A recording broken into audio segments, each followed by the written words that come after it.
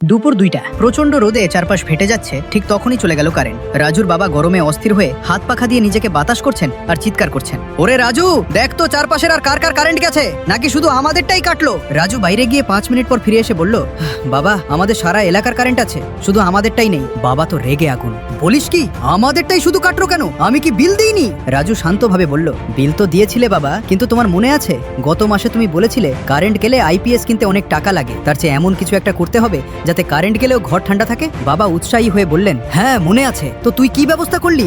রাজুর সেই ব্যবস্থার কথা শোনার আগে ছোট্ট একটা চ্যালেঞ্জ। এই ভয়াবহ গরমে যারা একবার হলেও কারেন্ট যাওয়ার পর বিদ্যুৎ অফিসের গোষ্ঠী উদ্ধার করেছেন, তারা 3 সেকেন্ডের মধ্যে ভিডিওটি লাইক আর চ্যানেলটি সাবস্ক্রাইব করুন, আর কমেন্টে এই মুহূর্তে আপনার এলাকার তাপমাত্রা কত তা লিখে জানান। দেখি কার এলাকায় সবচেয়ে বেশি গরম। রাজু এবার মুচকি হেসে আলমারি থেকে এক বান্ডিল টাকা বের করে বলল, বাবা আমি ভেবে দেখলাম আইপিএস এর চেয়ে গাছ লাগানো ভালো, তাই বিলের সব টাকা দিয়ে আমি 1 ডজন প্লাস্টিকের গাছ কিনে এনেছি আর ঘরের মেইন সুইচটা বন্ধ করে দিয়েছি, যাতে কারেন্ট বিল বেঁচে যায় আর ঘরটাও সবুজ দেখায়। বাবা হাত পাখাটা ফেলে দিয়ে বললেন, ওরে কুলাঙ্গার, প্লাস্টিকের গাছে তো অক্সিজেন হয় না, উল্টো কারেন্ট না থাকলে প্লাস্টিক গলে আমরাই সেদ্ধ হয়ে যাব।